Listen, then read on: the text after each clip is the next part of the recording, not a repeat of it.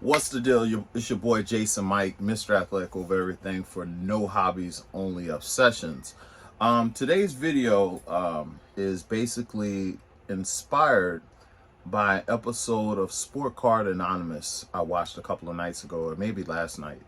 The guy Chris, who I guess owns or runs Card Ladder, he embarrassed himself. Crazy.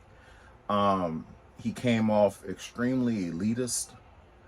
He came off very pompous, arrogant, like all the words that you could possibly name for someone who was telling others what they should do and shouldn't do. I found it just very distasteful almost. I considered using Card Ladder, but after his performance on that particular episode, there's no way possible I would ever use a service like that with someone with his ideology. It was very cool table at the lunchroom and high schoolish, but at the same time, he doesn't appear to be the type of guy who had, he didn't look like he had a lot of friends or, he had the cool girl or anything like that in high school. He comes off very different than that even. Um, he spoke about who should be, I guess, the gatekeepers or the people who are put out in front of the collectible industry. I don't use hobbies, no hobbies, only obsessions here. But he had points, but he wasn't able to execute the points because he wound up sounding like a complete ass. You have some people who are coming into the collectible side, and I believe they got burned. Like the people who put in big money, who invested $750,000 in PSA 10 Jordan level cards. This is a pretty good card, but people who had put that kind of money into those kind of cards, and then for them to be worth five, 600,000 less than what they paid for it. It was like they slaughtered all the big dollar guys who came in. I think that they should have been either they should have sought out better help to purchase these big cards, so this probably wouldn't have happened. I think a lot of people predicted the crash was going to happen, especially if you're someone like myself who had all these cards already. You know what I'm saying? I had the cars that were selling for thousands of dollars. I had them in my possession before the market crash, so I didn't have to buy them. And if you're in that situation, all I had to do was sell and get my money and get out. But if I advise people who are coming in spending 10, 20 times what cars were worth 5 years ago, you could have helped some of those people not get burned so bad, so the money would have stayed. But the way everything shook out, the people lost their ass, and now they're out of here, and now we're picking up the pieces. But what he was saying is that you need more thoughtful content, more scholarly content, and I believe it's a place for that. You know what I'm saying? I think that IHA or AHI, I can't think of his name offhand, but he puts out a lot of stuff with the market. It's like the stock market, this and that and all that. And to be honest with you, I like hearing his perspective, but I don't think the people who are spending money and buying these cards are looking at it from that perspective at all. Like, the stimulus isn't, if someone wants a card, they're not buying it because of their stimulus check per se. It's only so much money you're getting from your stimulus, but that's neither here nor there. I think he's asking for other people to produce content for him. And he said there are many people like him. But the main issue is, if you feel as though you know what the hobby or the collectible industry needs, why don't you just create it? And if you feel as though what you do at Card Ladder is so great that you're already doing your part, I wish you would have just said that. Like, hey, we have Card Ladder, we're doing X, Y, and Z. We need someone else to step up that has like minds like myself, so that it will take the burden off of what we need. You know what I'm saying? Or if he criticized some of the cornball content creators and people who are in the forefront, he should have put a name on those people. He should have said who he was talking to directly. You know, it had a lot of Jeff Wilson undertones, which I think that having someone in front of the hobby who's not a day one card person can hurt the hobby, because it feels like it's a business decision. And but they didn't put forth the effort that someone like Jeff did to create the platform that he did, and create businesses from it. You can't knock it.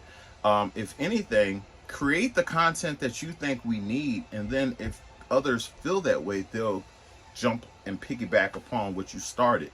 But if you are just coming off like who would you rather be in the midst of? You know, it just sounds like very loser behavior.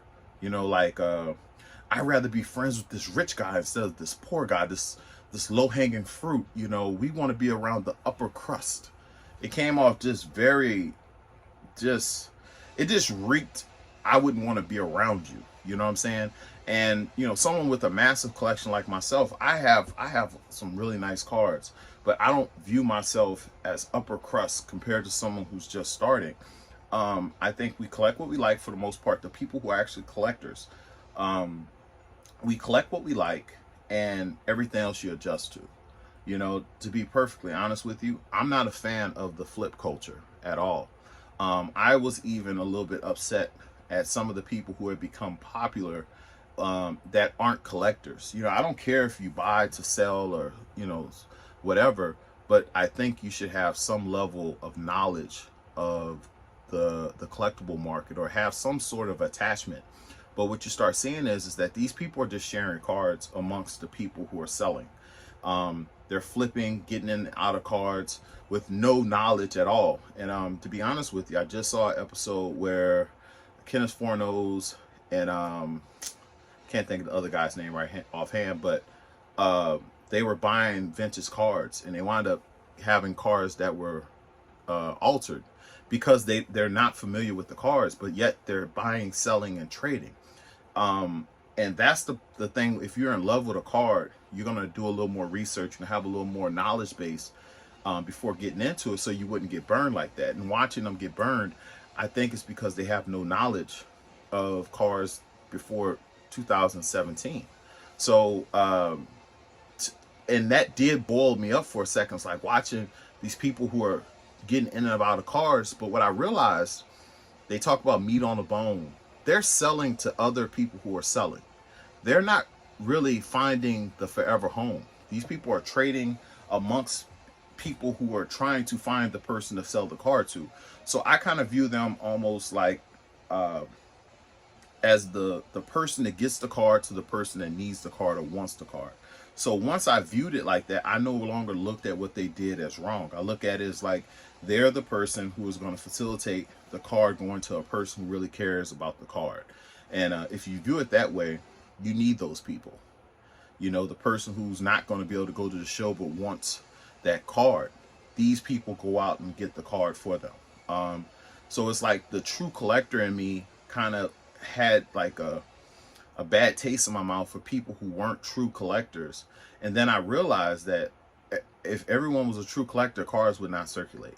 You know what I'm saying? Everybody will hoard the cards. So I had to change my own mindset on that personally. You know what I'm saying?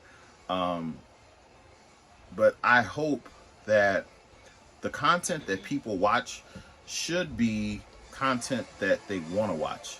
You know what I'm saying? You can't tell people what they should and should not listen to. I watch people who have this take that you have, or the guy Chris has, and they do Pokemon, and their content is extremely boring and terrible to watch. But they talk the more sophisticated, aspect of the hobby, and it's not very entertaining to watch. So I see why people don't do it. But my biggest thing is, if you are criticizing the people who make content about what they're not making, you should make it. Or the people who make the cornball bullshit content, you should call them out verbatim. And if you do, maybe they can change their ways, or, you know, step up their intellectual capacity to create these type of videos that you want to create. But while I'm here at the Arnold Sports Festival, this past January, February, March, my rookie card came out with strongest trading cards ever. And I'm a professional power lifter, and this was my rookie card, and also the first time they ever had a designation of a rookie on one of their cards. So if I continue to do well in powerlifting, breaking world records, and doing the things I'm doing, these are going to be worth a nice little penny. Now, you can get this card that was only available at the Arnold on my website, athletikovereverything.com. I have two versions, the regular copy and the autograph copy. The autograph copy, they have 3 different versions of the card that are already signed, and I just pick and pull. You may get one of the more rare ones, but I thought I'll just put that out. But we will have some Fanatics blaster boxes coming in very soon to be opening. I'm going to keep the content going. It won't be overly educational or anything like that, but I'm gonna have fun with it, and hope you guys enjoyed the video. But tell the dude Chris to get off his high horse, man. You know, maybe, you know, this wasn't a good look. All right, guys, later.